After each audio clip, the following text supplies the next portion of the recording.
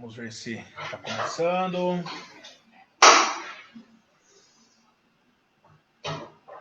Essa coisa de tecnologia, essas pessoas idosas. Né? Cara, eu me sinto idoso de verdade. Meu filho pega o celular, meu, pá, pá, pá, pá, pá, pá, eu fico assim.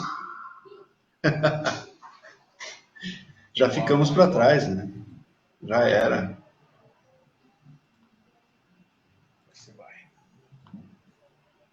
Aqui tá dando que tá indo, tá lá já, mas.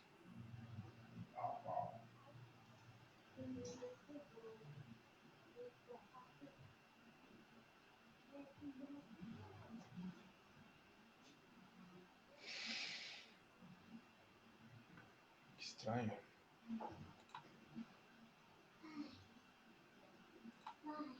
Oi, amor. Tá bom. Tá bom.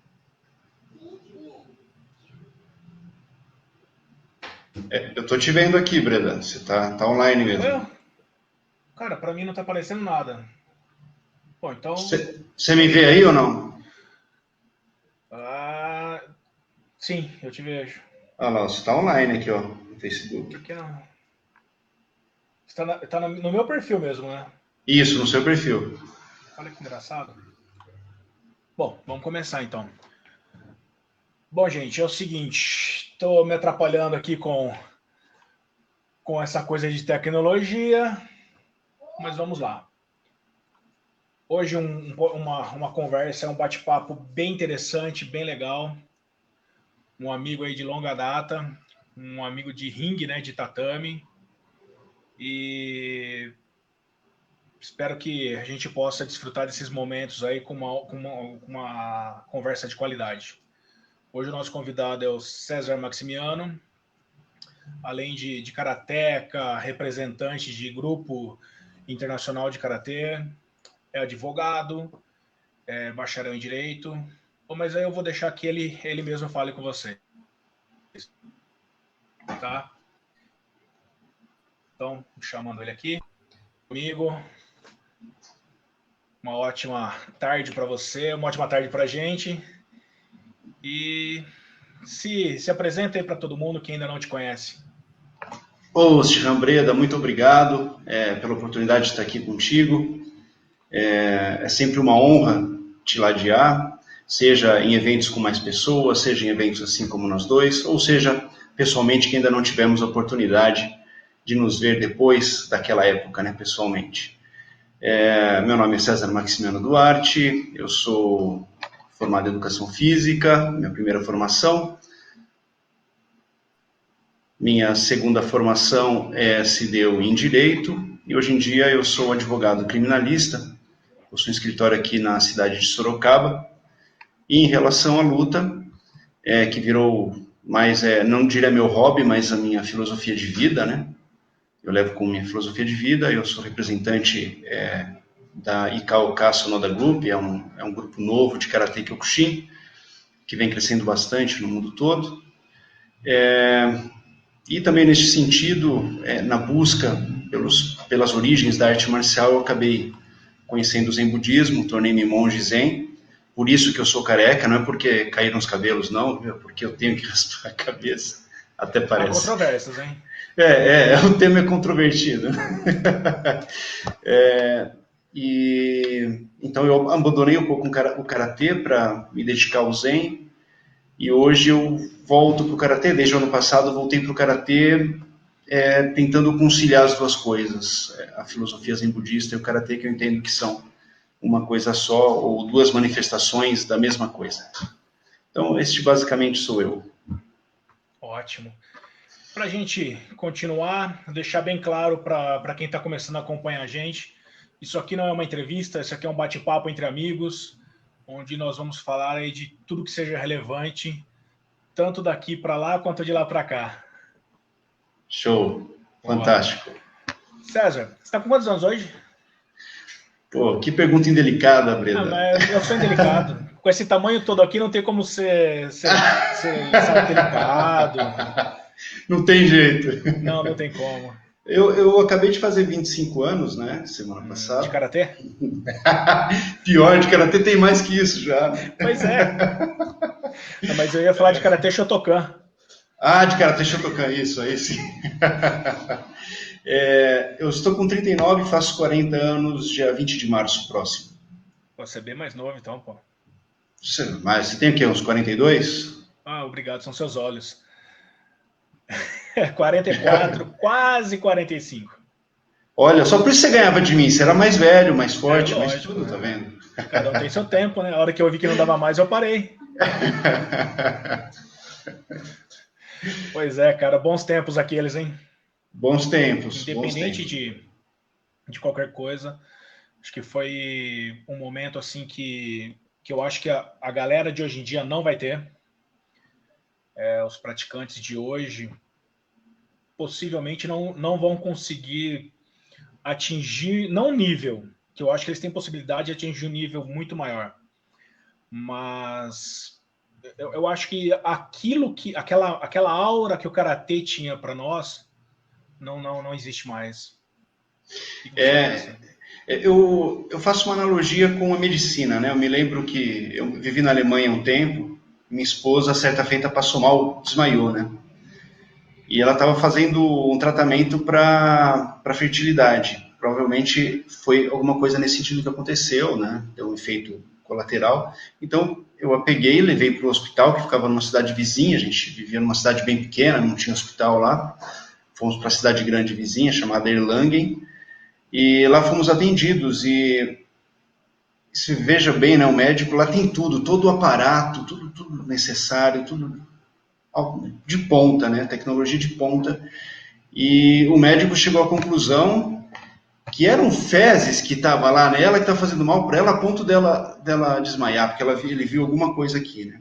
Mas na verdade ele confundiu o ovário expandido com fezes, né? E daí eu fiquei pensando, né? Os médicos do Brasil eles são forjados, né? Naquele calor da batalha do SUS, muitas vezes do SUS, né, que não tem muitas coisas ali, você tem que fazer milagre, cara, e daí lá se Com forja aquele certeza. médico guerreiro. E a gente era um pouco assim, né? A gente era meio chucrão, como você falou outro dia, você assistiu um vídeo, não lembro de quem, que treinava depois de jogar basquete, você foi e fez o mesmo. Eu fazia a mesma Procópio. coisa. Então, eu assistia vídeos do Francisco Filho, tentava fazer igual, Hajime Kazumi tentava fazer igual, né? A Claro. gente não tinha esse acesso ao conhecimento que se tem hoje, e eu acho que isso forjou a gente verdadeiros guerreiros daquela época lá, né? A gente fazia muito bem com o pouco que tinha, né? Eu acho que isso não é só no karatê realmente, como você disse, no caso da medicina. Eu acho que são em todas as áreas. Essa época, eu acho que por toda a facilidade que se tem, até mesmo de relacionamentos, cara. Na nossa época, para você conseguir conversar com uma menina era hiper complicado, seja por vergonha, seja por acesso realmente. E com o passar dos anos, tudo foi ficando tão fácil que não tem mais valor. Ah, eu vou parar de fazer isso, eu vou fazer aquilo, eu saio dessa academia, eu vou para aquela. Não existe mais uma identidade com aquilo que as pessoas fazem. Sim, sim, é verdade. Felizmente em Sorocaba, eu digo felizmente barra infelizmente, né? Teve uma pessoa que investiu numa academia muito grande aqui, eu dava aula lá inclusive, né? Comecei a dar aula lá, daí veio a pandemia e fechou de vez. Mas é uma academia imensa, mas imensa, só de artes marciais. Só que eu acredito que ele apostou as fichas no lugar errado, né? Porque, via de regra, o artista marcial, ele tem isso com ele. Não importa que a academia do meu professor é feia, tenha menos aparelhos, eu estou lá por conta do meu professor, O né? local. Não, meu professor, o outro professor foi campeão. Não importa, né? Que ele é meu professor, existe uma ligação, diria que até espiritual, né? Emotiva entre o aluno e o professor.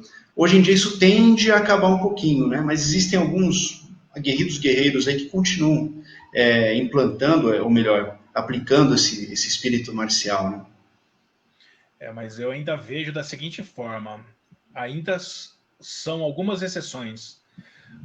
Não naquela época que eram... Meu, eu lembro que eu ia nos eventos para lutar, não era um cara que você admirava, sabe? Não era um Anderson Silva que fazia a galera vibrar. Meu, eram verdadeiras batalhas, né? Eu lembro de um Denis Maziero, não sei se você já ouviu falar esse nome. Não. Cara, eu vi esse cara lutando. O Austério já lutou com ele, Oséias já tinha lutado com ele, Valci, que são nomes, nossa, que eram referências da minha época. Einstein Santana. Se eu for começar a enumerar os nomes aqui, é uma coisa absurda de tantas pessoas, tantos lutadores que eram referências para todo mundo, né? Sim. Então, assim, tipo, cara, eu lembro desse Denis Maziero, eu acho que ele era de Embu das Artes, algo assim. E eu não era garoto, tá? Tipo, era novo, mas não era garoto. E eu lembro que esse cara, ele quebrou as duas mãos durante o evento. Na final, se eu não estou enganado, ele lutou contra o Valci e ainda ganhou do Valci. E o Valci, cara, era um Pedreira. cara... Oh, meu, o cara era fora de série, entendeu? E lutou com as duas mãos quebradas e não vou dizer que tirou onda, mas lutou como se não fosse nada, sabe? E Sim. hoje, por qualquer unha inflamada, o cara não luta. É verdade, é verdade. Eu me lembro, Breda, que naquele evento Grand Prix que a gente lutou, na semifinal, você passou para a final, né? E o A Bruninho passou para a final final. antecipada? Foi a nossa final antecipada, né? A final forjada? A final forjada, mas enfim. Daí na disputa de terceiro e quarto, eu tava estrupiado, porque a minha luta anterior foi com o Sandro, e a gente sempre teve, o Sandro e eu, um Sandro. histórico de lutar, assim, os dois, lutar, se moerem os dois. Aí eu já entrei muito para lutar contigo, lutamos bem, acho que foi uma excelente luta aquela. E daí você passou e eu fiquei para terceiro e quarto. Eu me lembro que eu não tinha a menor condição de lutar. A menor, eu estava totalmente estrupiado, né? Mas mesmo assim subi lá, né? E no fim o Hendricks, que era o meu adversário da disputa de terceiro e quarto, acabou desistindo, né? Mas se ele fosse lutar, iríamos lutar, daquele jeito mesmo. Sim. Inclusive teve uma final de um paulista que eu lutei contigo com a fíbula fraturada. Eu fraturei a Caramba. fíbula na semifinal e fomos para a No final. Paulista? No Paulista. No Paulista. A gente Eu não até ia se te perguntar, importava muito. você tem essa luta?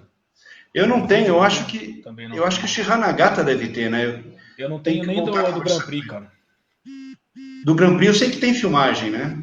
Eu sei que tem, que eu consegui algumas filmagens assim com uma qualidade horrível, mas eu não tenho completo. Eu só consegui a última luta final e acho que a primeira. A luta com você eu não tenho, de verdade. Poxa vida. Que eu lembro que eu lutei com o Thiago na primeira luta, com você e na final com o Bruno. Uhum. A do Paulista eu também não tenho. Nem sei se foi filmado, Paulista. Foi aqui em Votorantim, né? Perto de Sorocaba. Não sei se foi Foi, filmado. isso. Pra mim tinha Mas sido enfim. Sorocaba. Se alguém tiver, é o Shiranagata, Pô, né? Vou é conversar com verdade, ele. conversar com ele também. O japonês mais peludo que eu conheço. É, mas o Kinawano é peludo, né? Eu já te Tá falei. louco comigo, cara. Ele quer morrer, cara. Eu vou conversando com ele, eu vou puxando os pelos do ele ficar louco, cara. Me respeita, eu sou mais velho que você. Você é mais velho, mas você também é de carne e osso. Cara, ele fica louco. Cara, sabe que o Nagata é uma pessoa que eu gosto muito, respeito muito. Na minha opinião, ele fez muito pelo Karatê. Apesar de não concordar com bastante coisa que ele já fez, mas eu acho que ele fez muito pelo Karatê. Ele é um cara que deveria ser mais reconhecido do que é. Ele abriu as portas Sim. para os outros karatês Kyokushin que existiam, né? Não só aquele de Seiji Isobe. Foi ele quem foi o pioneiro, né? Ele que tomou o processo, ele que ganhou o processo e conseguiu abrir as portas. Inclusive, infelizmente, né, para muitos picaretas que tem hoje em dia aí. Mas faz parte, né? Faz Nossa, cara, parte. você está falando isso? Eu lembro que uma vez um cara, ele foi expulso da Shin, ele era marrom. Eu sou quinto dan hoje. Ele é sexto dan de Karate Kyokushin. Ele era marrom, eu acho que eu já era segundo dan, algo assim. Segundo ou terceiro. Hoje ele é sexto dan. Não, como é que pode, né? Não, outro dia eu vi ali no Facebook um cara ostentando o sétimo dan, candido do Kyokushin no peito, eu fico pensando, gente, não é possível, eu pratico Kyokushin desde 1990 e eu sou um cara fissurado em Karate Kyokushin. Como que pode eu não conhecer esse cara, um brasileiro sétimo dan? Né? Exato. Mas eu acho que isso pra minha cabeça, tá? Que eu não falei para você, eu tenho um problema que eu não tenho muito papas na língua. Aí às vezes eu acabo falando algumas coisas, mas eu falo, ninguém vem aqui colocar comida na minha boca, entendeu? Quer ser meu amigo? Seja, eu só estou sendo realista. Prova para mim que eu estou errado, confirme aquilo que você defende e aí beleza. Eu vou vir aqui e vou pedir desculpa. Uhum. Para mim, tá? Isso acontece porque em um dado momento Kyokushin vira uma marca, entendeu? E qualquer pessoa poderia usar o nome, era só pagar. Eu não sei se isso acontece ainda hoje, não posso falar, mas no momento que eu estava indo sempre para o Japão, que eu estava lá convivendo com eles né, não vou falar diariamente, mas eu vou te falar que eu cheguei aí 4 vezes para o Japão em um ano, ficar 40, 50 dias, isso era muito comentado lá, que a viúva do Oyama, na época, ela permitia que qualquer pessoa usasse o nome, era só pagar. Então acho que isso Isso é abre triste. portas, né? Sim, sim. Infelizmente, muitas organizações são assim, né? E eu vou te dizer que até a organização a qual eu pertenço é assim. É uma organização que, às vezes, eu olho para, por exemplo, algumas fotos, alguns vídeos do pessoal de outros países que se filiaram, e eu sinto vergonha. Eu sinto realmente vergonha. Mas por que eu estou nessa organização? Porque é uma organização internacional. O mestre foi aluno do mestre Oyama, né? Naoyuki Sonoda. Ele é relativamente novo, um cara que gosta de bastante luta, não é um dos melhores de técnica de kata, sabe que eu gosto muito de kata, então olho para os katas dele e fica assim, né? Mas é uma pessoa que merece respeito, já foi campeão Que é uma japonês, constante no etc. karatê de contato, né? O kata ser Sim, ruim. se kata ser ruim, Mas, é uma organização que o mestre chegou para mim e falou assim, olha, faz o karatê, que é o Shin Sonoda, do jeito que você quiser no Brasil, eu não me envolvo. Ah, mas quanto que é faixa preta, tudo? É Te com você. vira, é com você. Eu estou dando aval para você fazer o que você quiser no Brasil. Não esquenta, não precisa comprar faixa minha, não precisa pagar nada para mim. Vai e desenvolve o karatê aí. Então, ótimo. Então, é realmente muito.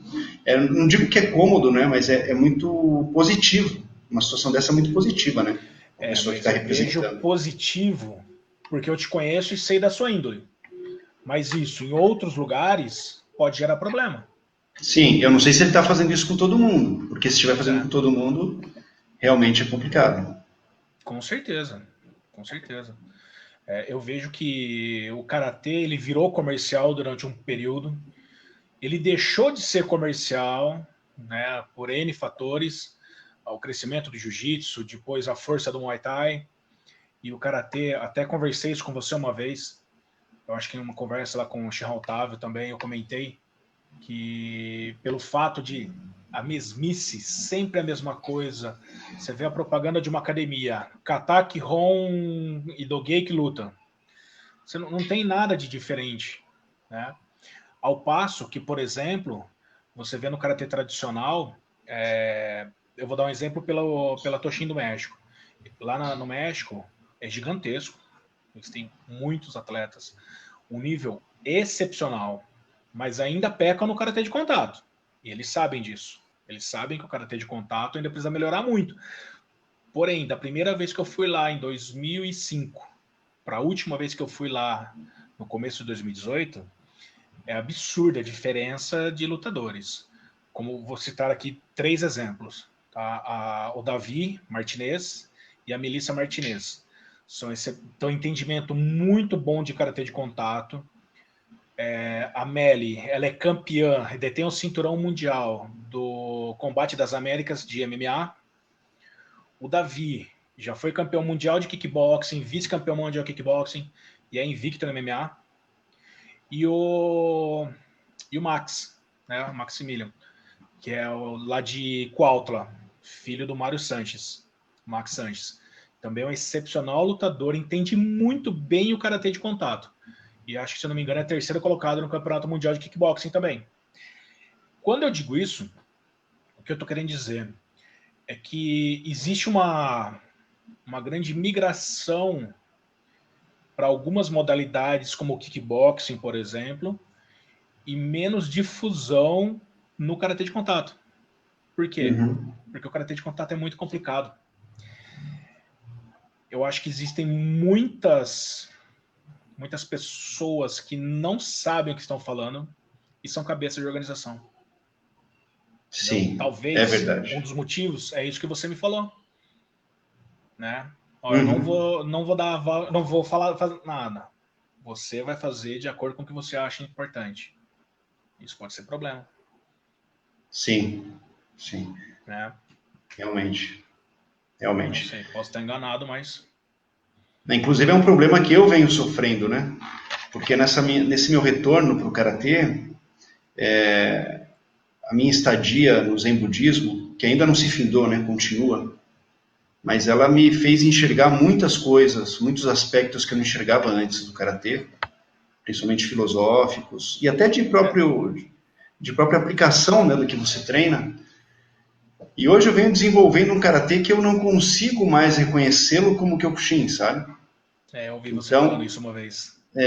Então, eu acho que essa ausência, de repente, de pulso, não digo de pulso, né, de assim, não, essa técnica é assim, essa técnica é assada, isso aqui é assim, o karatê tem que ser assim aí no Brasil, tá me dando liberdade a ponto de talvez eu transbordar e vazar para fora do Kyokushin, entendeu? Desenvolver o meu estilo, de repente, né, que é a minha interpretação frente ao karatê, né? Falando isso, deixa eu te perguntar. Você tem isso em mente de ter um seu próprio estilo ou a sua interpretação do que é o karatê, mas dentro da organização que você está? Eu estou tentando conciliar essas duas coisas para me manter dentro da organização. Mas eu não sei se isso tem futuro, né? Não sei se isso tem futuro. Certo. Eu gosto muito do aspecto tradicional. Eu peguei kata por kata e comecei a estudar as origens desses katas. E daí eu vejo a forma antiga de fazer, que faz muito mais sentido do que a forma nova. E daí eu fico bem tendente a ensinar a forma antiga em detrimento da forma nova. Isso talvez não seja recepcionado com bons olhos, né? Perante a organização, perante as organizações, eu pertenço à CBKI também, e daí estamos tendo um grande problema, né? São basicamente quatro escolas diferentes ali, e são competições de kata, então nós temos que definir como são as nossas regras, cada escola tem que definir as suas técnicas aí para os árbitros saberem que um eventual erro não é um erro, e sim uma característica, né? Sim. E eu estou bem temeroso de apresentar este karatê que eu venho moldando, né, ao longo dos anos. Não sei. Eu não sei o que fazer. Na verdade, eu estou numa encruzilhada aí. Eu vejo um certo tipo de problema em relação a competições onde envolvem outros estilos, vamos dizer assim, né? É karatê, mas são estilos diferentes. E a CBKI, ela, durante muitos anos, ela focou no interestilos, tudo bem, mas quando você coloca o karatê de contato, vamos até falar dessa forma, para participar de uma competição de karatê, onde os árbitros cresceram vendo de uma forma, e de repente você entra ali, por mais que você coloque o kime, por mais que você mude o seu posicionamento, a essência sua é o Kyokushin, o estilo de bater é diferente, o estilo de andar é diferente. A não ser que você consiga, ao meu ver, entender muito bem as regras e conseguir passar para os seus alunos. Do contrário, é complicado. Sim, é complicado. É complicado. Mas, assim, é bom frisar que dentro da CBKI, nós temos a KCB, né, Karatê de Contato Sim. Brasil, que está afiliada à CBKI. E a CBKI não se envolve, né, com os nossos árbitros, etc. Os árbitros são do Karatê de Contato. São do Karatê de Contato. Mas é uma competição à parte? É no mesmo lugar, mas é uma competição à parte. Karatê de contato e karatê. Vai ter competição de kata, sai árbitro, entra árbitro, e tem 2 campeões da mesma categoria, por exemplo? É que são inúmeras categorias, são realmente muitas categorias, muitas medalhas, né? Existe um apoio muito grande do governo do estado de São Paulo, então é um evento muito grande. Antes da pandemia, 1.200 atletas, né? Bem grande mesmo. Daí são vários cotôs, assim, são acho que uns 6 ou 8 cotôs, daí um terço ou metade, um terço disso aí é para o karatê de contato. Caramba. Poderia ser mais, né? Poderia ser mais. Mas a karatê de contato é meio bruto, né? Vamos falar a verdade. Você sabe que durante muito tempo, aquela mentalidade de competidor, eu não sei se você já conseguiu esquecer essa mente. Aquela mente de competidor, se entrar no tatame, eu consigo fazer isso, sabe? Eu ainda tenho isso comigo às vezes, mesmo sabendo que o corpo não vai aguentar. Sim. E durante muito tempo eu achei que o karatê de contato não era para qualquer um realmente, sabe? Mesmo fazendo educação física, me dedicando a isso, estudando, tratando bastante a parte da pedagogia do esporte aplicada às lutas, eu cheguei no momento que eu pensei assim, o karatê de contato não é para qualquer um, sabe? Tem que... Só que hoje, pensando assim, bem friamente, né? Eu vejo que qualquer tipo de modalidade que se encaixe no esportivo ou não, serve para qualquer pessoa, sabe? Mas tem coisas ainda que eu falo, isso não é para qualquer um, dentro daquela modalidade. Sim, é o exemplo do karatê de contato mesmo. Qualquer um pode praticar, isso afirmo. Você também afirma, somos educadores físicos, a gente afirma. Claro. A gente consegue desenvolver um treinamento específico para o que a pessoa necessita dentro do karatê. Mas não é para qualquer um ir lá no ginásio e ficar trocando soco e chute. Isso aí realmente não é para qualquer um. Sabe, durante muitos anos, eu até arrumei discussão mesmo, até com o próprio Shin Otávio, tentando impor ideias, isso, aquilo. E hoje eu vejo que eu sou bem mais maleável com relação a muitos pontos. Mas eu vejo que o karatê de contato ele ficou muito tempo parado. Ele poderia estar muito mais evoluído em número de praticantes, em número de eventos, né? Só que eu vejo também essa coisa do online pode reviver isso, não só do karatê, sabe? Eu não sei o que você pensa com relação ao online. Eu digo isso também até porque eu estou muito mais envolvido já há mais de 2 anos trabalhando exclusivamente com online. E eu vejo que o karatê de contato tem muita coisa a oferecer, né? Nós não tenha dúvidas, né? Desde a parte técnica, né? Porque, convenhamos, são poucas as artes marciais que nos oferecem a possibilidade de praticar sozinho. E o karatê oferece isso, né? Com os katas. Sim. Oferece isso. E além da parte técnica, tem toda a parte filosófica que permeia o karatê, né? Que tem uma ligação muito forte com o conhecimento oriental, advindo lá da Índia, depois foi para a China e para o Japão, né? Esse autoconhecimento, eu acredito que é um grande diferencial do karatê frente a outras modalidades que estão em voga hoje em dia, né? Sim.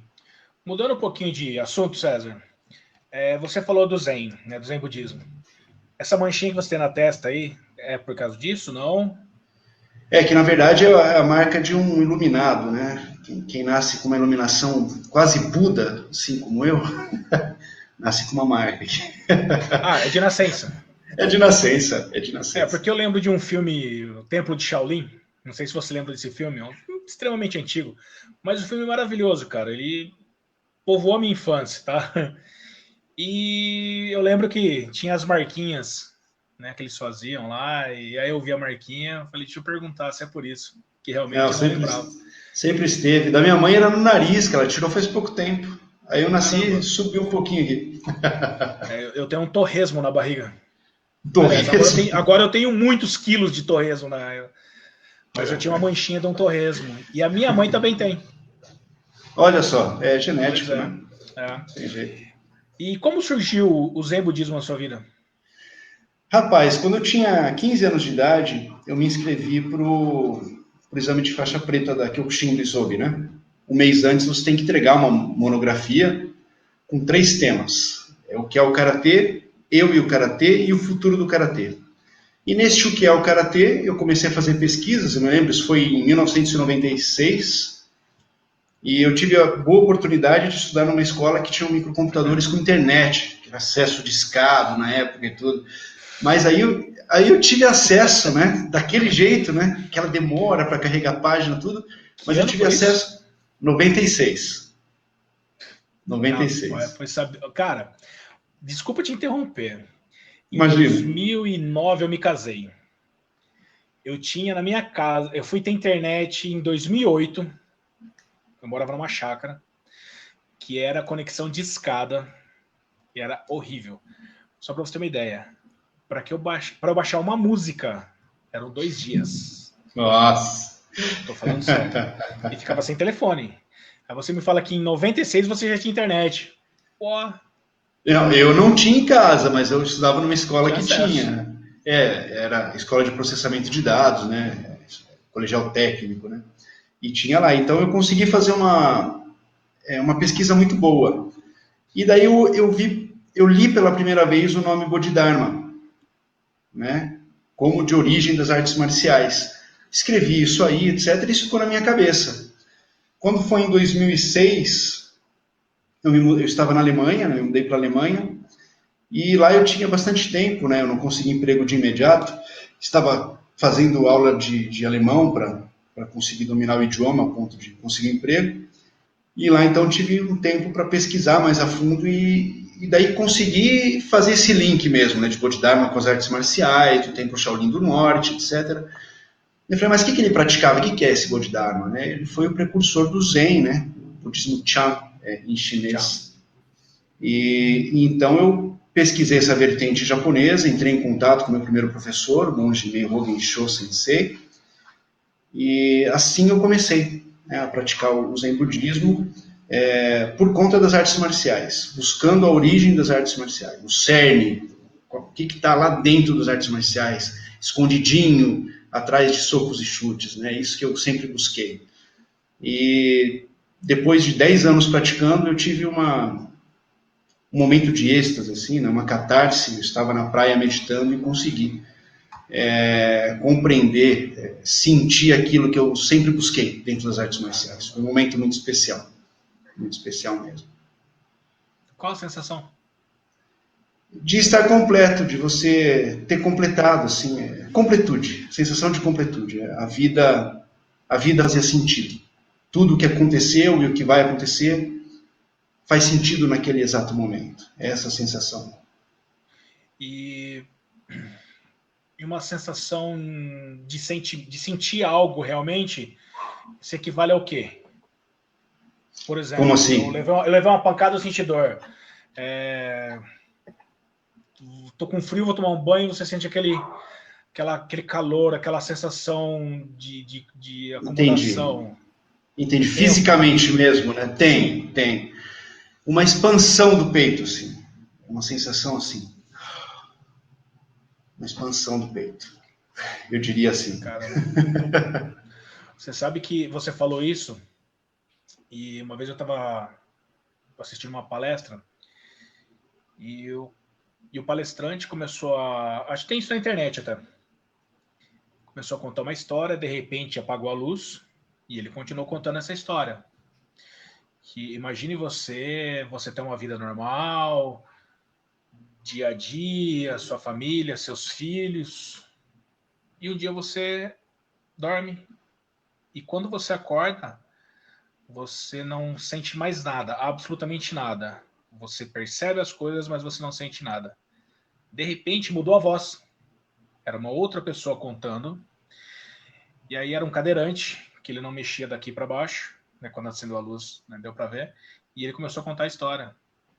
Que ele foi mergulhar, ele estava de férias, foi mergulhar, bateu a cabeça e desmaiou. Ele ficou em coma há algum tempo. Quando ele acordou, ele só mexia, só mexia os olhos e a boca. Detalhe, os pais dependiam dele. Ele tinha uma irmã problemática que também dependia dele. E naquele momento ele só respirava por aparelhos. E quando ele conseguiu a melhora e retirou aquele... Será que perdeu a conexão? Bom, eu vou continuar contando. E quando ele retirou aqueles aparelhos, ele sentiu aquele ar entrando pelos pulmões como ele nunca tinha sentido na vida. E ali ele passou a dar valor às poucas coisas que são percebíveis por nós seres humanos, como o ar que respiramos. Quando ele sentiu aquela coisa entrando por dentro dele, pela narina, pelas vias aéreas, enchendo o pulmão, ele começou a... Voltou. Quedinha razoável, hein? Machuquei o joelho agora. Até onde você ouviu? O cadeirante, que ele foi mergulhar. Bateu a cabeça e desmaiou, bateu a cabeça, né? Desmaiou. Quando ele acordou, depois de algum tempo em coma, os familiares dependiam dele, pai, mãe era dependente, a irmã tinha problema, algum tipo de problema que eu não me recordo agora. E ele começou a pensar em se matar, morder a língua igual a menina de ouro, enfim, várias coisas. Quando ele teve uma melhora, o médico foi retirar o tubo.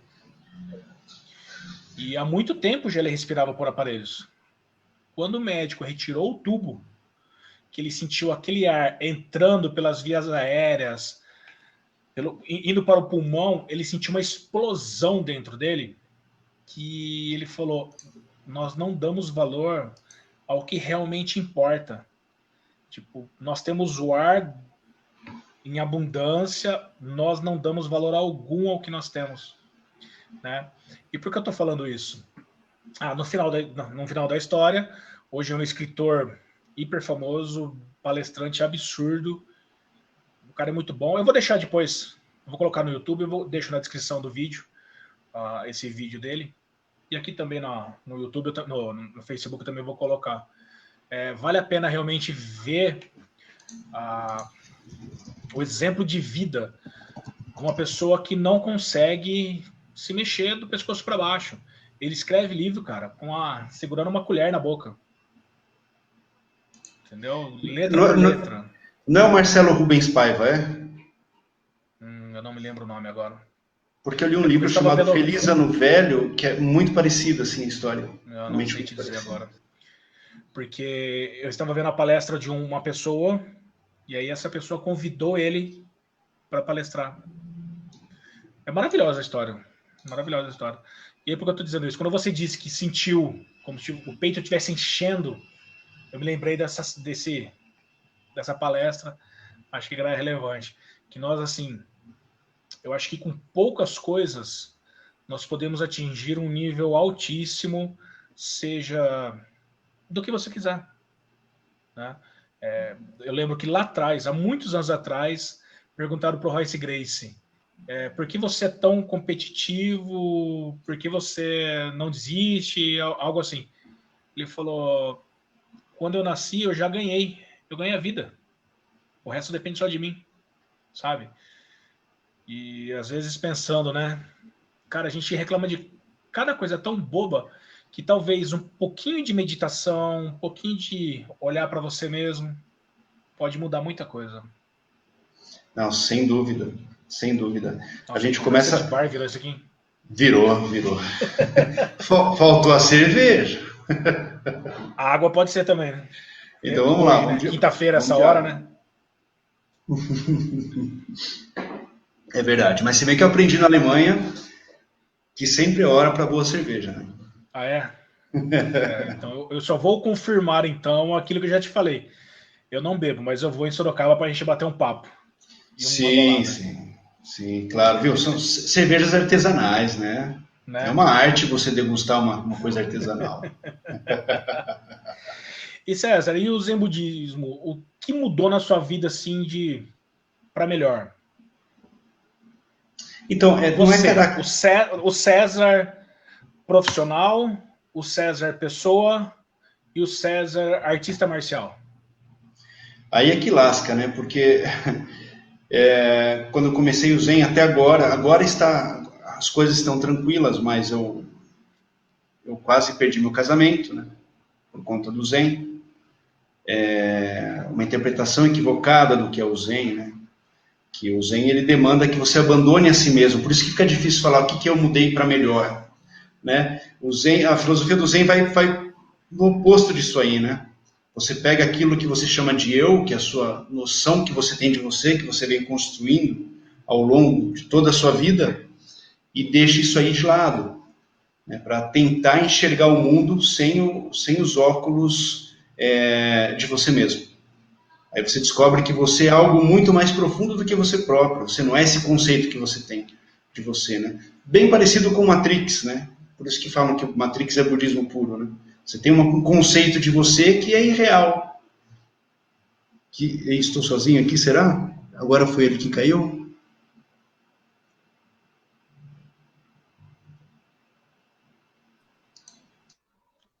Pá. Voltou? Voltou? Só invertemos o lado. É bom, assim a gente não fica cômodo, né? Sempre incômodo. Pois é. Assim é bom. Então o Zen ele é mais para essa pegada de autoconhecimento mais profundo. Vai continuando um pouquinho, só para aumentar o ventilador aqui, que tá um calor absurdo. Eu tô com o arzinho ligado aqui. Um segundo. Tranquilo, fico no aguardo aqui. De boa.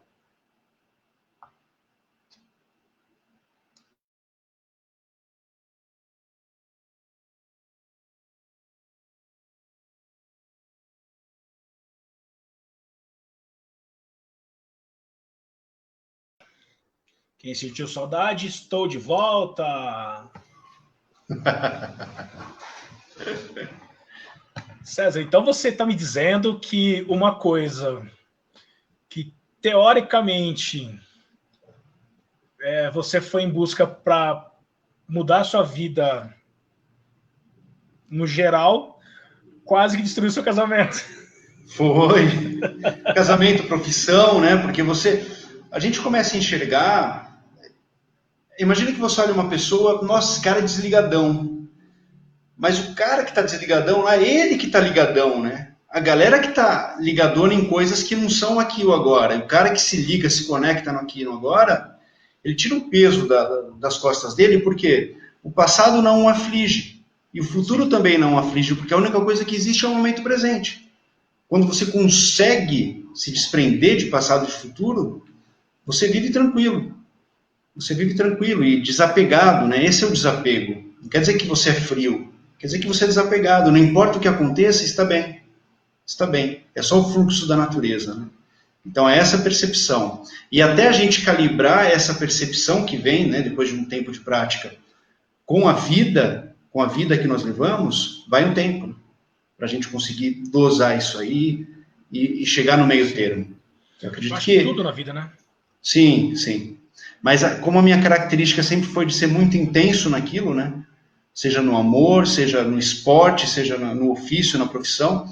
Então eu tive essa grande dificuldade. Eu me dediquei muito ao Zen e acabei deixando de lado outros aspectos da minha vida. Hoje eu estou conseguindo balancear tudo. Que o objetivo, na verdade, é esse, né? Balancear completamente a sua vida, né? Em medium stat virtus, né? A virtude está no caminho do meio. Sim. E hoje tá legal. Hoje está tranquilo, muito bem em casa, o escritório está indo muito bem. Só falta ainda a academia, né? Que eu estou com pretensões de construir. Já vamos fechar até negócio com a arquiteta para ela planejar. Vai ser lá do lado de casa mesmo. A gente tem um espaço, uns 80 metros quadrados lá, um pequeno dojo para eu poder praticar e ensinar karatê, praticar e ensinar o Zen também. Você sabe que vendo essa, não só essa crise mundial, né? Mas no geral, vamos continuar aí no karatê. Eu acho que muito o que fez o karateca se afastar, por exemplo, de lecionar a modalidade, de continuar, é a dificuldade financeira. E essa dificuldade financeira, ela veio por pensamentos assim, né? Aqueles pensamentos fechados, antigos, que ele treinou daquela forma, ele não foi atrás de tentar melhorar algo e foi passando adiante. Alguns conseguiram, de forma brilhante, dar continuidade, né? Mas eu vejo que, por exemplo, hoje, eu sei que você não depende de arte marcial para sobreviver, mas se você dependesse e tivesse que pagar um aluguel para começar do zero, é improvável que dê certo. A não ser que você tenha um projeto absurdo que consiga atrair ótimos clientes, e quando eu digo ótimos clientes, não são muitos, mas os poucos pagando muito bem, é quase que impossível você manter uma academia aberta. Porém, neste caso, você tendo o seu espaço, seu, que não depende daquele dinheiro, que vai ser algo que você tem o seu trabalho, você vai sair dali, vai para dar aula no seu local. Cara, tem tudo para ser algo absurdo. Entendeu? Então, eu penso isso também, eu fico imaginando, né? Eu fico imaginando isso também. Porque daí a gente não vai ter a necessidade de se adequar a uma demanda de mercado, por exemplo, né? E a gente vai poder trabalhar com aquela interpretação que a gente teve do Karatê, ou do Zen mesmo. Né? O próprio Zen, pessoal, se eu falar para você qual que é a prática, você vai falar, não, nunca vai dar certo. E de fato não vai.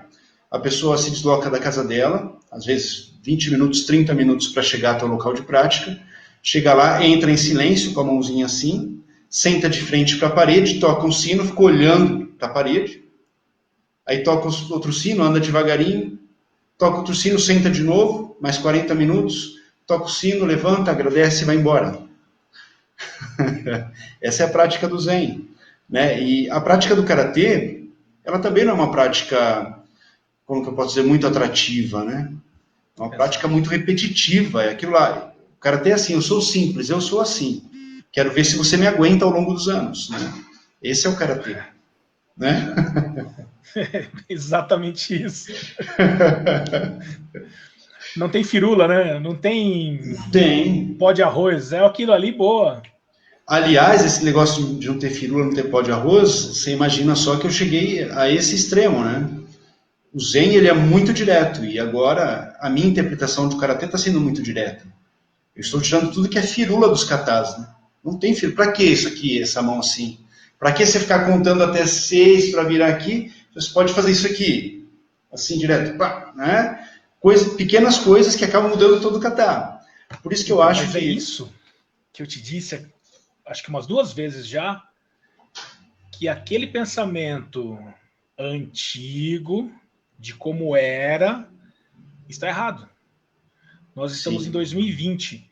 As pessoas ainda hoje reproduzem algo que surgiu na década de 1800 alguma coisa, sei lá. Não, o pior, que essa interpretação, ela veio depois da restauração Meiji, porque antes disso, o Karatê era uma troca de experiências. Cada praticante tinha o seu Karatê. Eles se juntavam lá em Okinawa, numa praça chamada Matsumura. Matsumura Koen, a praça de Matsumura. E lá eles ficavam trocando técnicas. Não é o vilarejo do Sr. Miyagi, não. Tipo, eles quiseram fazer uma coisa meio assim lá no filme, querer mostrar isso. Exato, mas o Karatê... ótimo, ótima citação. O Karatê era essa troca pujante de informações, entendeu? E cada um tinha o seu Karatê. Eu acho que o grande erro de todos nós, eu me coloco nesse balaio também, é você querer se fechar em um estilo, se fechar em uma escola, se fechar em uma organização. Então, eu não pretendo cometer este erro novamente. Quando eu tiver meu espaço, cada aluno vai ter a sua interpretação de Karatê. Eu vou ensinar a minha interpretação, mas eles serão livres para interpretar o Karatê ao modo deles. Você tocou num ponto que eu já discuti com muita gente por isso. Quantas vezes você deve ter ouvido, eu já ouvi muito, igual isso daí eu faço 10. Só que um professor, ele dá aula do jeito que ele pensa o Karatê, ou qualquer outra modalidade, a leitura que ele fez, o entendimento dele, só que o aluno interpreta da forma dele e desenvolve de uma forma totalmente individual. Se eu tivesse o poder de fazer mais 10 igual a ele, eu teria quantos campeões na minha academia? Você teria quantos campeões na sua academia? Isso eu estou falando da parte competitiva. Então é errado o cara achar, né, o cara, quando eu digo ali, é o professor, e eu uso o termo cara mesmo, entendeu? Porque muitos são caras, né? Como que eu vou dizer? Eu acho que é uma soberba tão grande o cara achar que ele fez o aluno ser o que o aluno é. Para mim é uma troca, 50% de cada lado. O seu 100% se torna 50% quando você está passando para outra pessoa. Os outros 50% são 100% do entendimento dele. Nossa, momento Dilma. Não foi agora o momento Dilma? 25% de 50% são 13,5%. Pô, velho, que momento Dilma que eu tive agora. Mas entendi, é lógico, né? A gente tem que sempre agradecer os nossos professores, mas a nossa caminhada é solitária. Existe um provérbio no Zen que fala que o mestre aponta o dedo para a lua. É a única coisa que ele faz. Exato. O bom aluno vai olhar para a lua, o mau aluno vai pensar que a lua é o dedo do mestre. Exato. Né? Mas o mestre só mostra o caminho. A gente tem que trilhar, cada um por si. A beleza está lá em cima, né? Exatamente. Exatamente. E uma pergunta. Você que está bem envolvido aí com a CBKI, que na minha opinião está fazendo um trabalho maravilhoso realmente. O que você vê dessa galera, não só essa galera nova do Karatê, os professores novos, os alunos, os competidores, mas no geral, final de 2020, começo de 2021, você projeta um Karatê visto de uma forma diferente do que a gente vem vendo aí de 2010 para cá? Sim, eu prevejo isso, porque assim, né, eu acho que qualquer previsão que quer manter um pouco os pés no chão, ele vai usar um plano cartesiano. Nós temos 2 pontos aí nesse plano cartesiano, que seria a linha do tempo, né? Temos o passado, temos o presente, dá para a gente traçar uma reta e tentar ver como é que está o futuro, mais ou menos. Eu vejo o Karatê no passado com pessoas, desculpa o linguajar, mas pessoas muito broncas, com pouca erudição. Concordo totalmente. Portanto, não afetas a parte filosófica, a parte histórica, que é muito importante. Pessoas que são assim, cara crachá, o professor mandou fazer isso, vou fazer isso desse jeito, não teve inovação, e essa falta de oxigenação deu no que deu, o Karatê caiu. A gente vê lutas horríveis de campeonato mundial. Professores que só pensavam neles. Eles nunca pensaram no aluno e na arte marcial. Exatamente, é um ego muito grande, exacerbado, né? E daí então, quando eu voltei para o Karatê, em meados do ano passado, a primeira coisa que eu olhei foi para a juventude, para aqueles faixas pretas novos, né? Sim. E nós temos aí o Sensei Luiz, lá do ABC, que é bem novinho, tal. Temos a Carol de lá de Caraguá. Esse pessoal aí, eles têm uma visão diferente. Eles são bem afetos à parte da luta. Eles não são cegos. Você percebe que eles conseguem adaptar. Então, o Karatê de contato já conseguiu trazer para si uma coisa muito legal do Karatê de semicontato, que é você controlar a distância e não aplicar toda a força em todo golpe. Né? Você vai dosando, bate aqui, um toquinho aqui, outro ali, para ganhar um ponto, uma coisa assim, ou desestabilizar o oponente. Então a movimentação ficou mais interessante, o Karatê já começou a ficar mais legal. E essas pessoas, apesar de estarem envolvidas nesse aspecto de luta, também têm um interesse muito grande nesse aspecto filosófico e histórico. Então eu vejo um futuro muito bacana para o Karatê de contato, se eu for levar em consideração essas pessoas que eu estou observando hoje. Legal, fico feliz. Eu até falo isso para você com uma pontinha de inveja. Não vou negar, não. E não venha com essa história de inveja branca. Para mim não é inveja branca, não. Inveja é preta mesmo, é feio. Entendeu? Não tem essa, não. Cara, eu fico louco. Uma vez eu recebi uma mensagem, eu estava na Tailândia, Um cara mandou pra mim assim, nossa, Breda, que inveja branca de você. Cara, inveja é inveja. Brincadeira essa parte.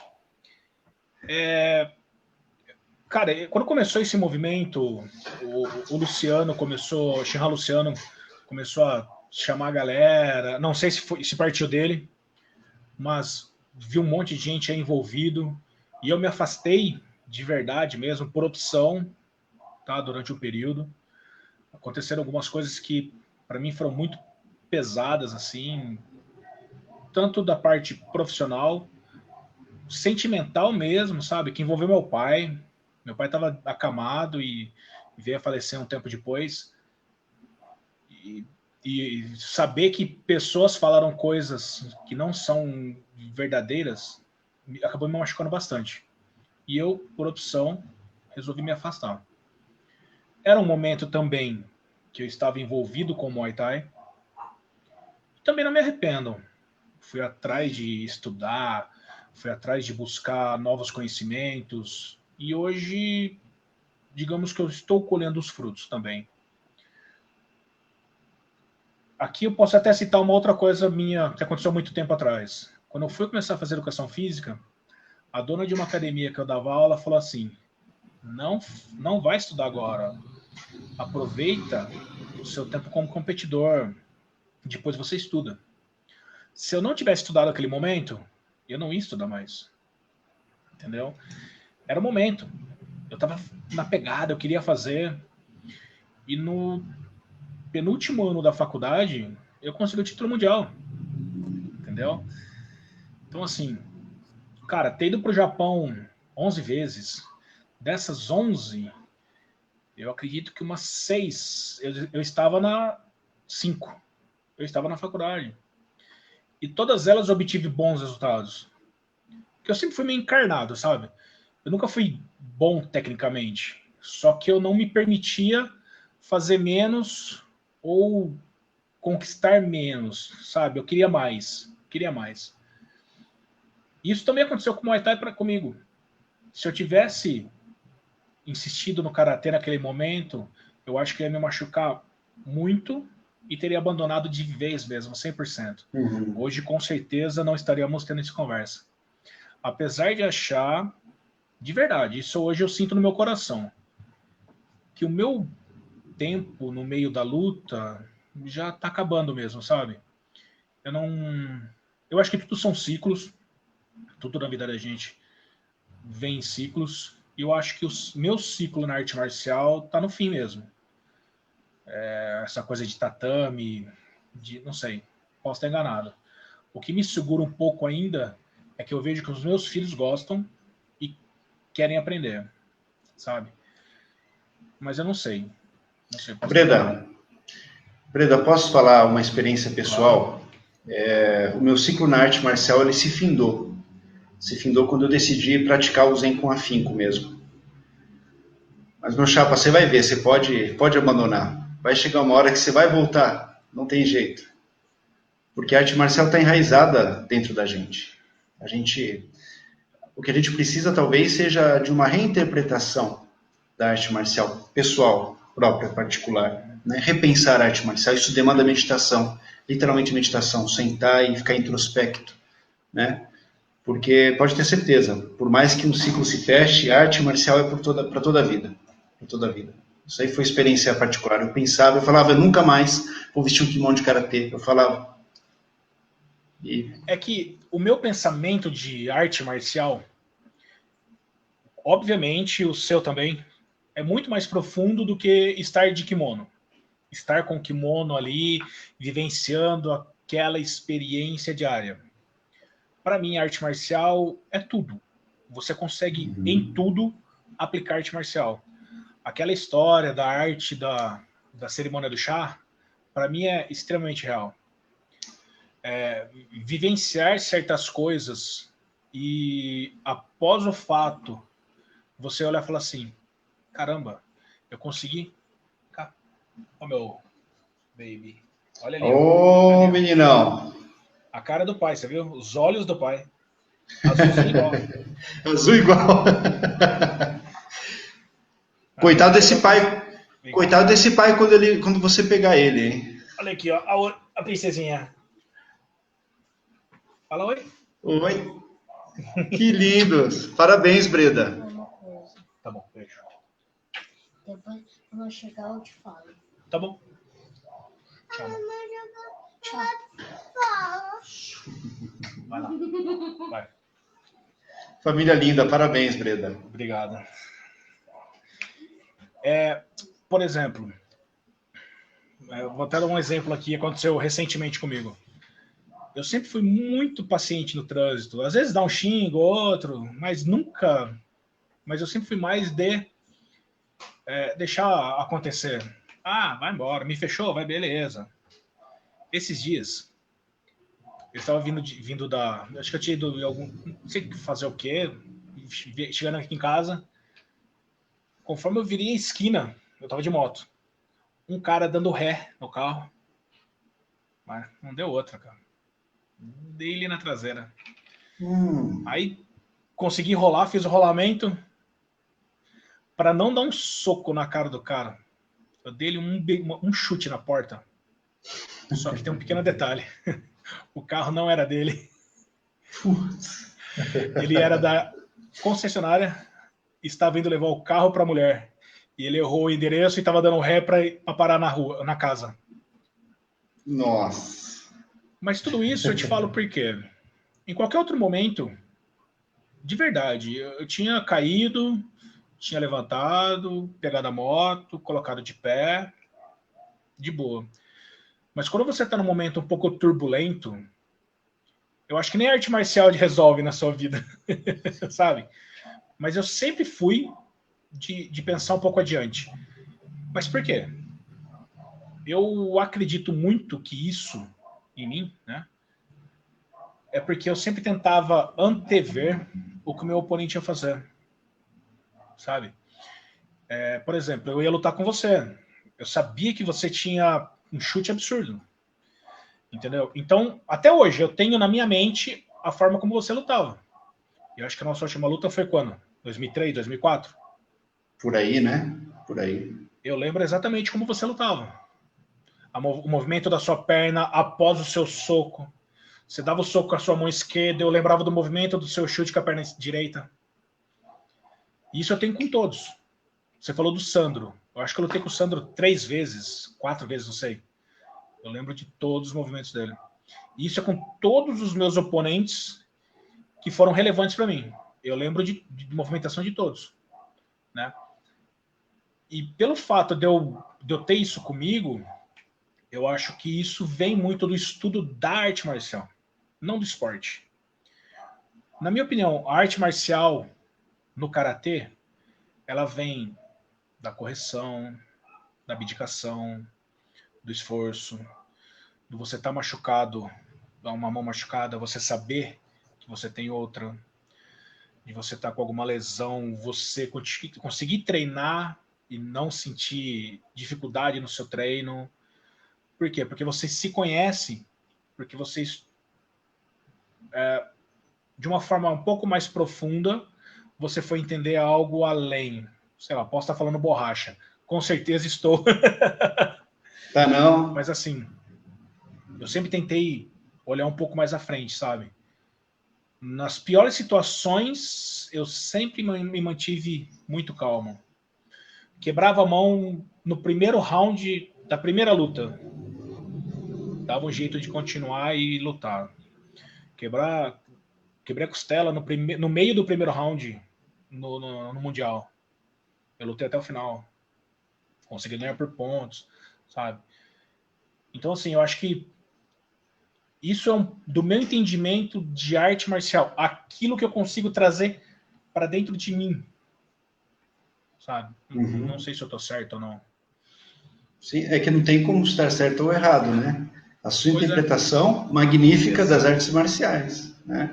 Muito semelhante ao jogo de xadrez, né? A gente pode ter N estratégias para jogar xadrez, mas no decorrer do jogo as coisas não acontecem como a gente esperava e a gente tem que improvisar e dar um jeito, né? Não dá para atacar desse lado, vai atacar do outro e vai dar um jeito. Você tem uma antecipação, mas o que conta mesmo é o momento presente, né? Eu não posso falar porque o xadrez eu não entendo nada. Mas eu entendi o que você fantástico. quis dizer. Mas é Eu não fantástico, é posso igual a perder a luta. oportunidade. Cara, sabe que eu tive muitos problemas com isso, né? Hoje eu tento me segurar um pouco de falar em momento errado. Mas, olha, pelo menos nessa 1 hora que a gente está junto, você não falou nada em momento errado. Eu me seguro bastante. Eu sei que você é advogado, entendeu? Você vai querer me bater. Hoje eu não aguento mais, então. Mas somos dois. Se eu for te bater, eu faço um catar na sua frente. Daniel San? Daniel San. É o máximo que dá para fazer. Só... Sentin, né? Sentin. Sentin. Fala-me, Daniel San. Você assistiu Cobra Kai? Assisti Cobra Kai. Gostei bastante. O que você achou? Eu achei uma releitura bem legal dos fatos passados, né?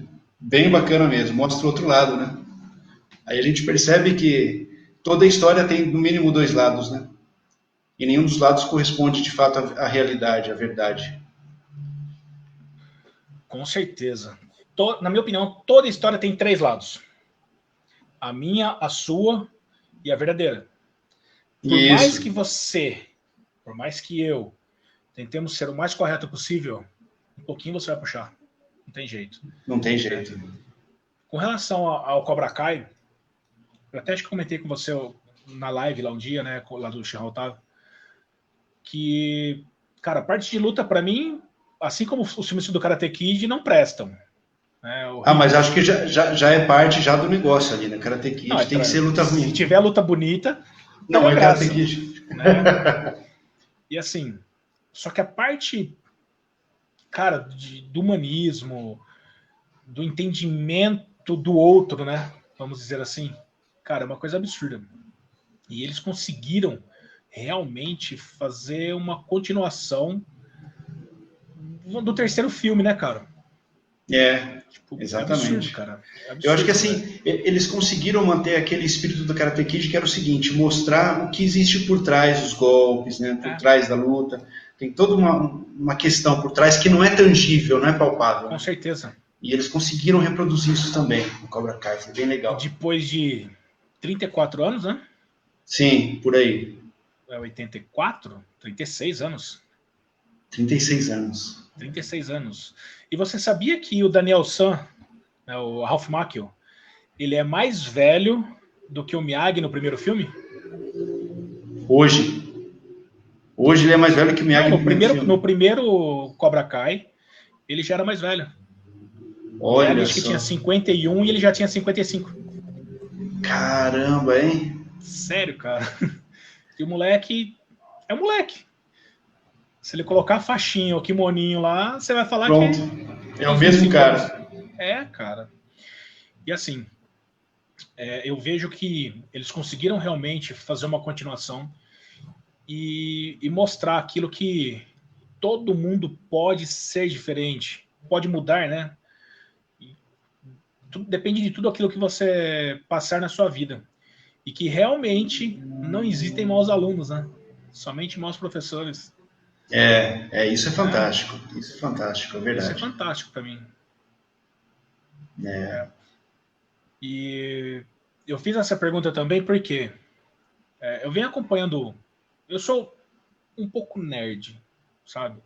Eu gosto muito de quadrinhos, gosto muito de filmes de super-herói. Cara, meu filho tinha 1 ano. Acho que ele já tinha uns 15 bonecos de super-heróis que eu trazia para ele do México. Ele tinha. Todo mundo sabe que é dele. Mas se ele quebrar... Eu falo, não é seu não, cara, é meu. E eu sempre gostei muito disso. E, por exemplo, né? Eu sou um cara bem caseiro. Sempre fui muito caseiro. Nunca fui puteiro, assim, sabe? E minha esposa trabalha à noite. Ela trabalha à noite sim, noite não, ela é enfermeira. E muitas vezes eu vou fazer almoço, porque ela tá dormindo, né? Trabalhou a noite inteira e tal. Fico com os filhos. E eu fico ouvindo ou podcast, ou discussões. E quando começou essa história do Cobra Kai, comecei a ouvir muita bate-papo sobre o seriado. Cara, os caras foram muito profundos em algumas discussões que me fizeram pensar, cara. E eles mesmos, nos estudos que eles vêm fazendo, estão falando de academias que estão reabrindo, professores voltando ativa, muita gente procurando mesmo o karatê. E eu acho que isso pode ser um pontapé inicial aí de um segundo tempo, né? Não de um primeiro tempo, para o karatê. Pegar professores hoje que sabem conversar, que sabem o momento que nós estamos vivendo, sabe? Eu acho que isso pode dar muito bom, cara, pro karatê, né? Eu também acho, eu também acho. Eu acho que é importante esses professores tomarem a vanguarda mesmo dessa retomada do karatê, para que nós não caiamos nos mesmos erros de outrora. Porque este filme Karate Kid levou muita gente nas décadas de 80 e 90. A febre do karatê veio por causa desse filme. Eu, por exemplo, entrei por causa disso. Depois, né? Exatamente. Então, que nós tenhamos bons professores encabeçando essa nova onda do karatê, para que ela não se perca, né? Mas então, é aí que entra uma outra coisa que, na minha opinião, é importante. O cara tem que ter um conhecimento pedagógico diferenciado. Não adianta ele vir com aquela mentalidade de 10 anos atrás, sabe? Eu acho que ele tem que aproveitar essa onda e trabalhar a base. Entendeu? Sim. Fazer turmas de crianças mesmo, oferecer para a criança um cliente, ver a criança como um cliente. Na minha opinião, você não conquista um aluno no primeiro dia que ele está ali. Ali ele é seu cliente ainda. Ele vai ser seu aluno com o passar do tempo treinando, com o passar dos anos, sabe? Porque durante um período ele é seu cliente apenas. Não existe um vínculo, não existe afinidade. Né? Não sei se você pensa isso, mas na minha cabeça é bem, bem forte isso. A visão que eu tenho não é bem de cliente, mas é uma visão um pouco diferenciada. Eu acredito que seria muito prudente todos nós, como professores, enxergarmos os alunos, crianças principalmente, como praticantes para toda a vida. O que eu tenho que fazer para que essa pessoa pratique karatê por toda a vida? Que não seja só uma coisa da infância, né, que seja algo realmente relevante para ele levar por toda a vida dele, né? Para ele carregar consigo, aplicar no dia a dia. Eu falo que quando eu coloco a gravata é como se eu estivesse colocando a faixa, cara. Que quando eu leio os livros, como se eu estivesse treinando. E quando eu vou para a batalha, quando eu vou escrever, como se estivesse na batalha. Né? Porque eu faço essa analogia porque eu fui criado pelas artes marciais. Né? Minha formação é de artista marcial. Né? E eu vejo como isso é importante para a minha vida hoje. Eu gostaria muito que as pessoas tivessem acesso a isso. Só insistindo mais um pouquinho no cliente, antes dele ser praticante, ele vai ter que ser seu cliente. Vai, não, sem dúvida. Porque ele veio atrás de você, ou a mãe, ou o pai, porque você ofereceu um serviço. E ela está te pagando por isso. Né? Então, ele é um consumidor do seu serviço. Então, ele é um cliente. Né?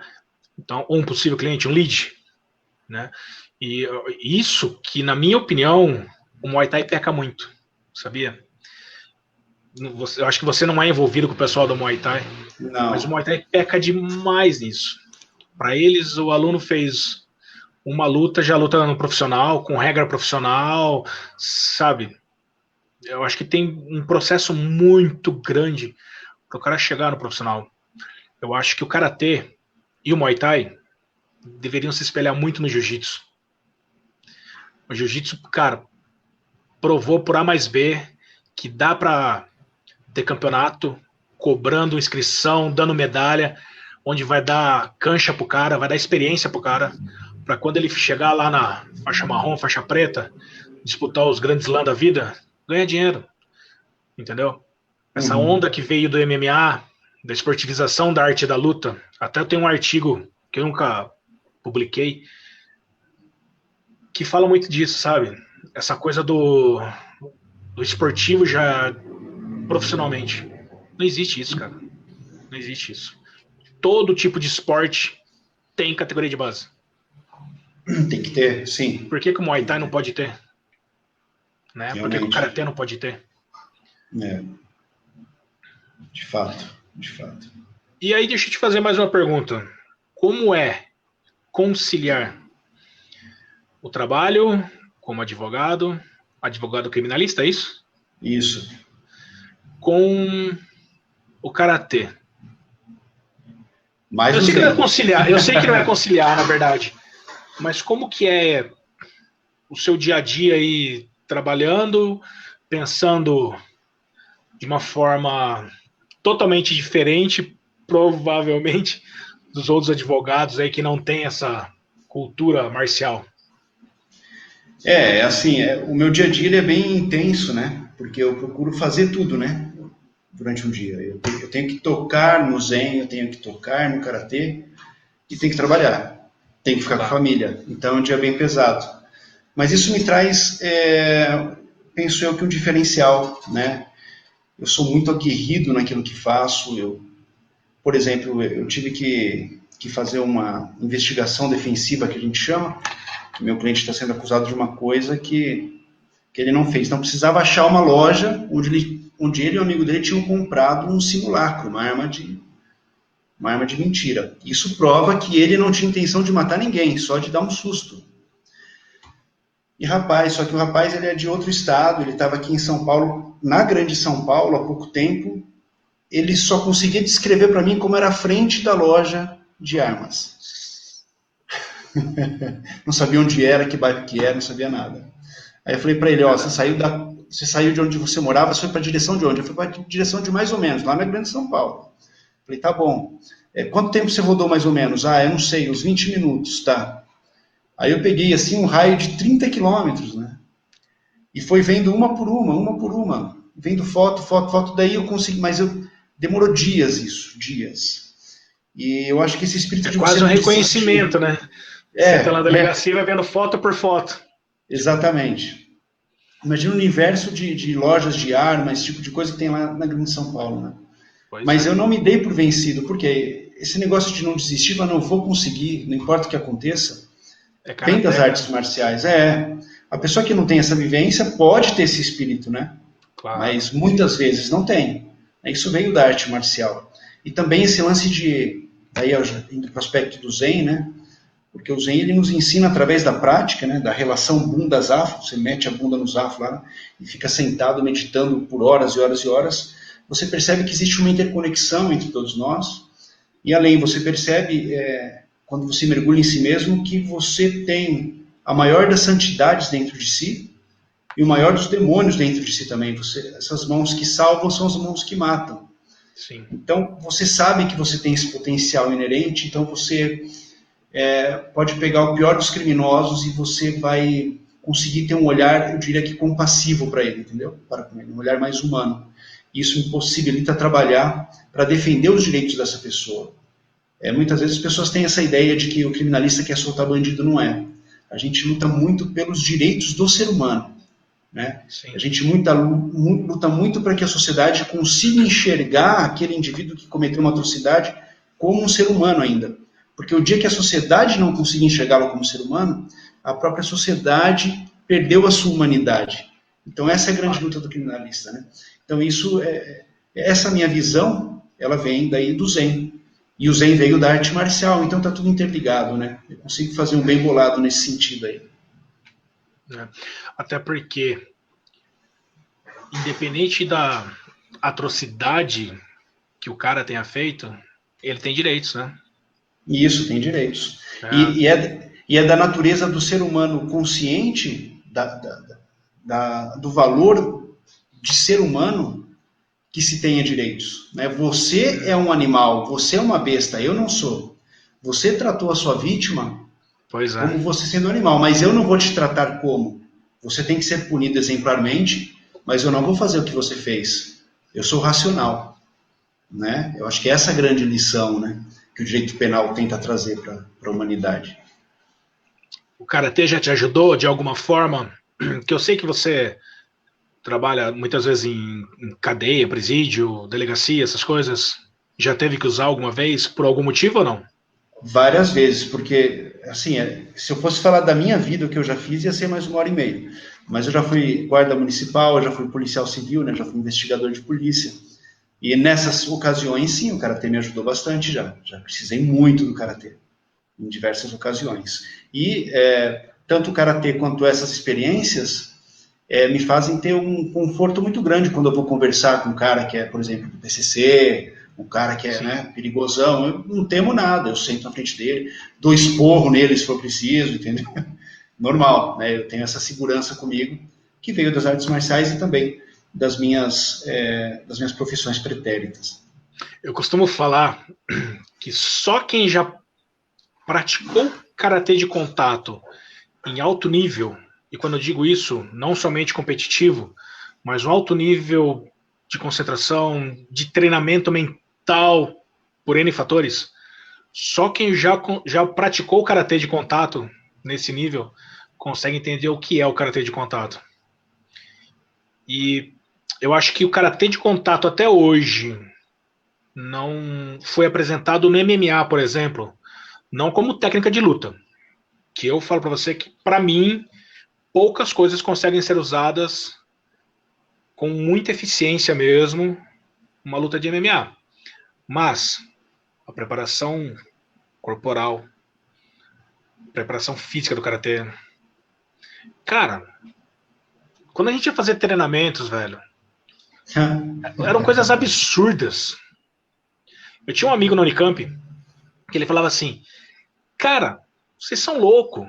Vocês destroem todo quanto é fibra muscular das suas pernas e depois vai treinar, continua estourando. Porque ele estudava isso, né, na parte de biomecânica, bioquímica, aliás, bioquímica do exercício. Ele falava, velho, num dia você tá com as fibras toda arregaçada, coisa que demora 7 dias para uma pessoa comum sarar, no outro dia vocês já estão batendo em cima. E é a mesma coisa de nada, né? Eu acho que ainda precisa aparecer alguém, e eu acho que a gente não vai ver isso, que consiga transferir isso para um outro nível, sabe?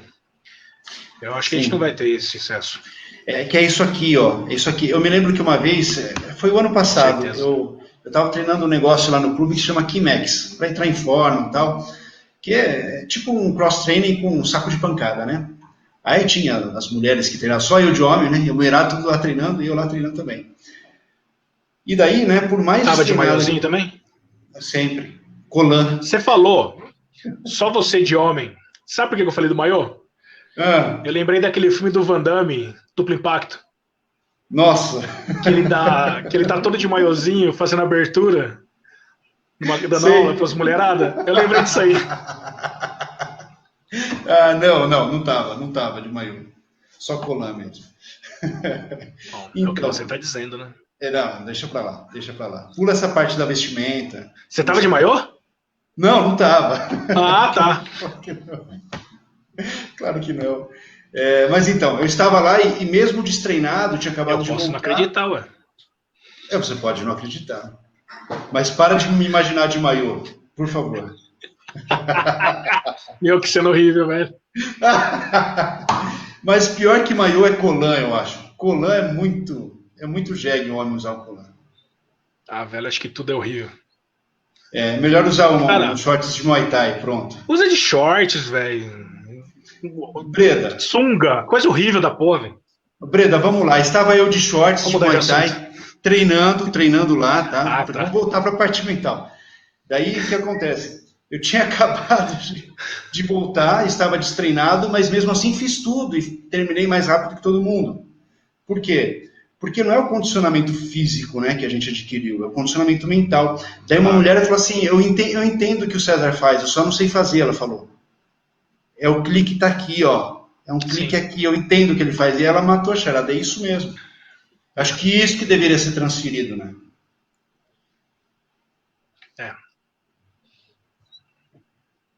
Eu vou parar de pensar que começa a passar a sua imagem de maiôzinho na minha cabeça, então eu vou parar com isso. Vai sonhar com isso, cuidado, hein? Não, eu vou pro motoclube hoje encher a cara. Nada encher a cara de água, não bebo? Nada de ligações amorosas de madrugada ainda. César, a gente está se encaminhando para o final aí, e eu quero te fazer uma pergunta, e você vai ter que me dar 15 respostas. Nossa, É. Terrível caramba. aqui. Resenha Pro. Vamos lá. Senhor amado. Eu vou dividir em 3 perguntas, então, para ficar mais fácil. Obrigado. Suas 5 maiores referências no karatê no mundo. De luta, Glauber Feitosa, Francisco Filho, Hajime Kazumi. Esses 3 basicamente de luta. E depois de técnica, eu diria Seiji Isobe.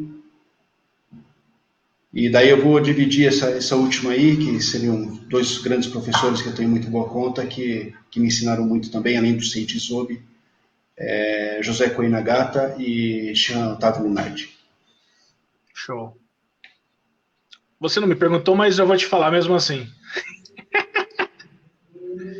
Pra mim, cara, eu tive durante muitos anos o Francisco Filho como uma referência absurda. Só que depois, durante os anos, isso acabou mudando um pouco, sabe? Mas, pra mim, indiscutível o que ele fez pelo karatê. Não vou dizer que ele é uma referência, pra mim, tá? Até porque eu nunca fui da Kyokushin, né? Mas assim, Francisco Filho, Glaube e Everton fizeram coisas que ninguém fez, né? Claro, teve o Marcos Costa, que era um puta competidor também, enfim. O Isobe, cara, ele trouxe o karatê pro Brasil e transformou a vida de milhões de pessoas. Eu falo milhões mesmo, cara. Eu acho que milhões de pessoas já passaram pelo karatê de contato e tudo aconteceu. Mas pra mim, o maior referencial sempre foi o Andy Hug. Sempre tive ele como o maior referencial, assim, competitivo, né? Tecnicamente falando. Mas o maior, pra mim, karateca de todos os tempos é o Ademir da Costa. Pra mim sempre foi. Sempre tive uma admiração muito grande pelo Ademir Karateca, sabe? Uhum. E o Sean Otávio, ele tem uma coisa que eu gosto da didática dele, sabe? Sim. Acho que ele tem muita... E o Nagata, é aquilo que eu te falei, ele deveria ser muito mais reconhecido do que ele é. E eu vou chamar ele para um bate-papo também. Se ele topar, Legal. vai ser bem legal. Legal. Vamos lá, então agora a segunda pergunta. Vamos lá. Foram as referências, né? Isso. Os 5 maiores lutadores da história do karatê.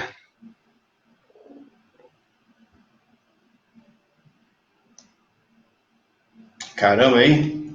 Kenji Kurosaki. Começou bem. Esse foi lenda, né? Inclusive, é atribuída a ele a criação do kickboxing. Exatamente. Eu não sou muito bom de nome, sabe? Mas eu já falei. Pode ser nacional também. Alguns lutadores, né? Mas Kenji Kurosaki foi um cara assim que, estudando história, a gente não tem como negar a importância dele, né?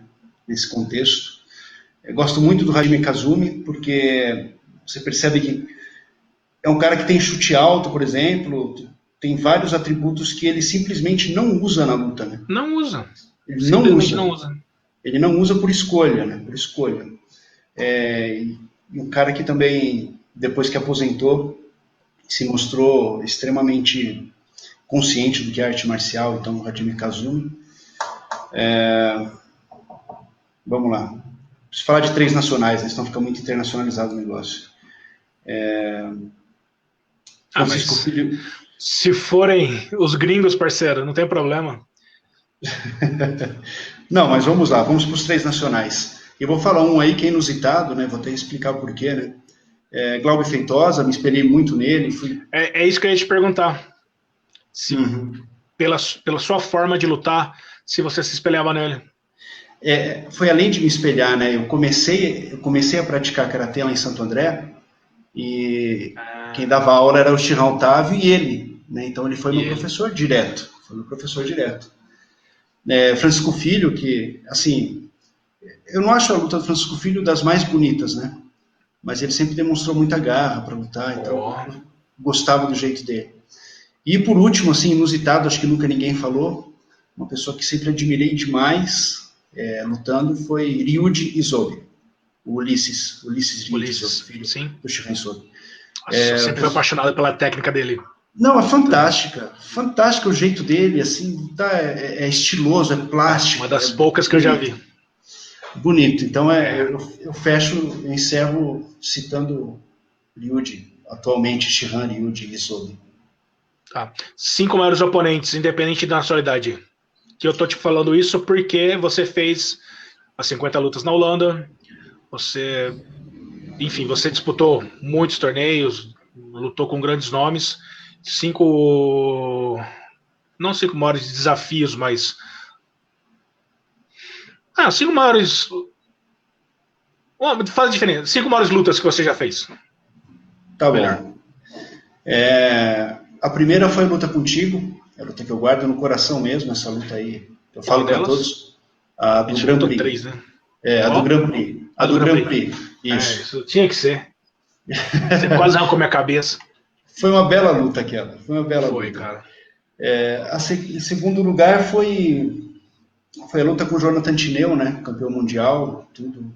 Foi uma luta bem bacana. Infelizmente eu tomei um soco na garganta logo no começo da luta e deram vazare para ele, né? Aconteceu comigo também. Prejudicou bastante. Complicado. Daí você imagina você com vazare contra si no começo da luta. Comigo aconteceu 2. Na Seido Akai e na Seido. Nossa, e é triste, né? Porra. O triste foi que o juiz central, ele chamou todo mundo e falou assim, eu vi que foi soco na garganta, todo mundo dando vazare. Volta lá e dá a falta. O pessoal voltou e continuou dando vazare. Aí o juiz central pegou e deu vazare. Mas enfim, foi uma boa luta. Ele mesmo falou, excelente luta. Terceira luta. Rapaz. Michael van de Velde, lá da Holanda. Foi uma luta bem bacana. Eu consegui dar um vazare de Mawashigiri. Foi bom. No meu teste de 50 lutas. Quarta luta. Foi uma luta importante para mim contra o sensei Ivair Teixeira. Era da sua equipe. Eu me sagrei campeão brasileiro. Virou a cara para mim, você acredita? Sério? Poxa, que pena. 2014, na eleição da Dilma e do Aécio lá, ele colocou alguns pontos que eu falei, eu já cheguei a falar para você uma vez, eu não vou discutir política. Eu não vou, porque vai dar briga. E ele ficava insistindo. Aí eu falei, para mim é isso, isso e isso. Aí ele pegou, cara, me xingou, me bloqueou no Facebook, nunca mais falou comigo. E o Ivair é meu irmão, cara. Meu irmão, cara. Que pena. Meu irmão. Uma pena mesmo. Uma pena que isso tenha acontecido. Minha luta com ele foi muito boa, eu me lembro. Era final, eu estava bem magro, porque eu estava servindo o exército, era ralo, né? Ralo atrás de ralo, estava bem magrelo, uns 80 quilos. Você imagina, brasileiro? 108 hoje, tinha uns 80 na época. Brasileiro, final do brasileiro, lá no Sírio Libanês. Qual a sua altura? 1,86. Eu fico muito magro quando eu fico com menos de 90 quilos, assim, fico com um aspecto bem franzino mesmo. Por isso que eu não emagreço. Eu também, Breno. Lógico. Por isso, só por isso. Isso aqui é estratégia. Fico muito magro, não dá certo. Então, e com ele eu me lembro que eu entrei e eu olhei para o antebraço dele e dava 2 no meu, assim.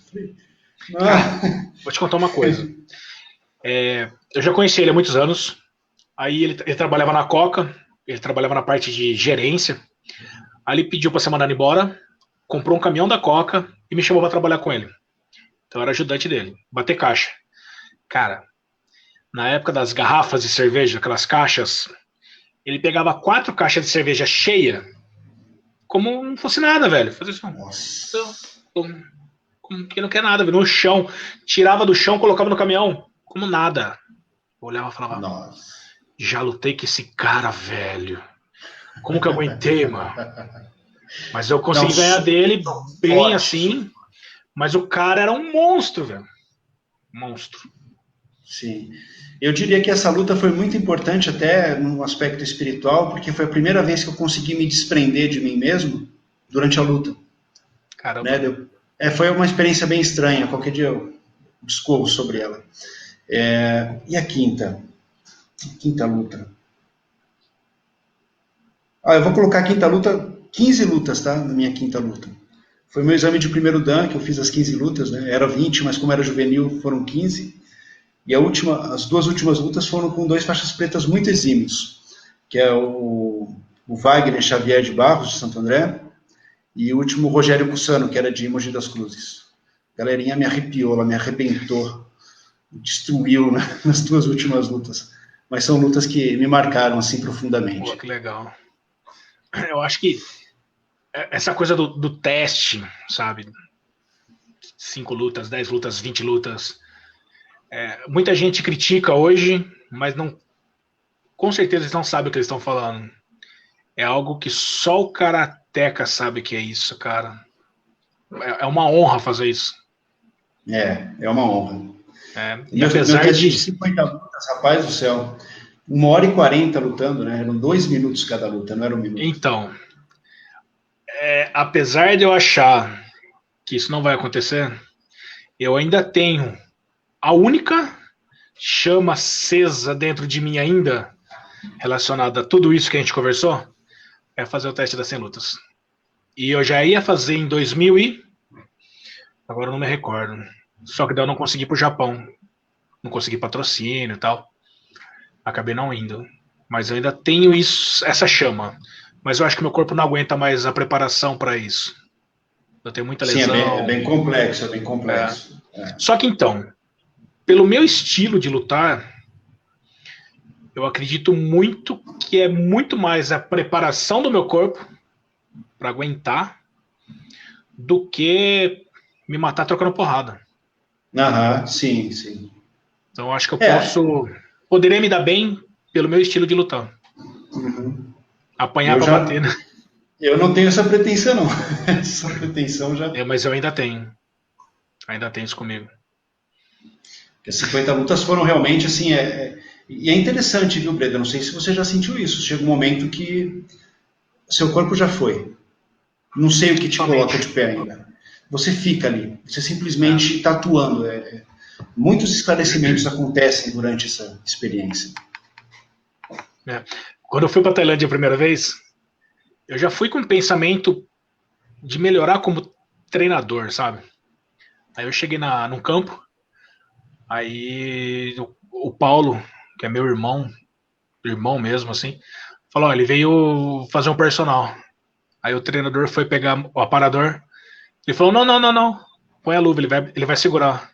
Aí o treinador olhou pro outro assim, nossa, todo mundo vem aqui para bater, ele vem aqui para apanhar.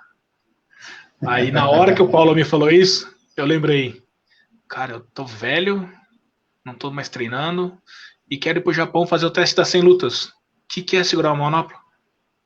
Sabe? Tipo, mas eu tenho isso comigo ainda. Não morreu dentro de mim ainda não. Eu acho que não vai acontecer. Eu acho que não vai acontecer. Porque eu tenho muita lesão. Eu tenho muita lesão. Eu poderia ter lutado uns 30% mais do que eu lutei. Eu fiz 251. Acho que eu teria feito umas 350, 340 lutas eu teria feito.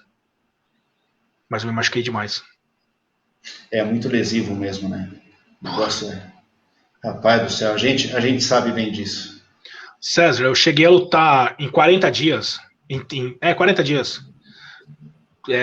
Não, 3. Em 4 finais de semana, eu lutei 3 eventos. Nossa. No Japão. Caramba. O cara chega pra mim e olhar e falar: o que você tá fazendo aqui? Ele vinha colocar a mão assim. Tanto que lá, a Kakutogo de Sunshin, quando acabou fazendo uma matéria sobre mim, e me chamou de. A Gong Magazine chamou de gigante brasileiro. E a Kakutogo de Sunshin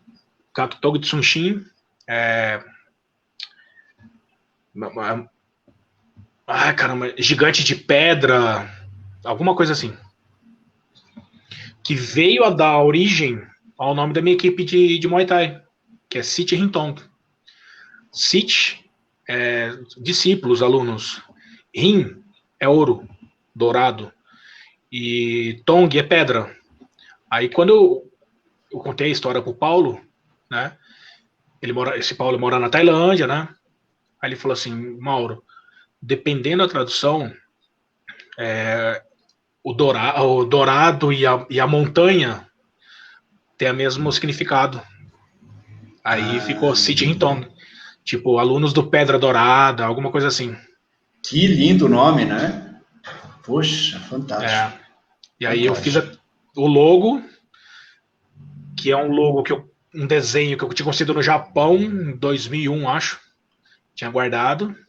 Aí eu pedi para um cara redesenhar, fez as coisas. Aí eu até tatuei. Mas ter o nome da equipe como seu apelido que foi trazido por eles, para mim foi maravilhoso. Fantástico, fantástico. Isso só me deixa, história, né? Isso só me deixa mais regozijado de ter lutado contigo 3 vezes. Pô! Caramba, velho. César, cara, que bate-papo legal. Vamos fazer um repeteco disso um dia. Pô, vamos sim, cara. Vamos sim. E, cara, muito obrigado pelo bate-papo. De verdade, você é um cara que eu tenho no coração mesmo. Apesar de a gente nunca ter sido muito próximo, acabamos ficando mais próximos agora, mais recentemente. E, de verdade, pode contar comigo aí para qualquer coisa, sempre. Breda, eu agradeço imensamente o seu convite.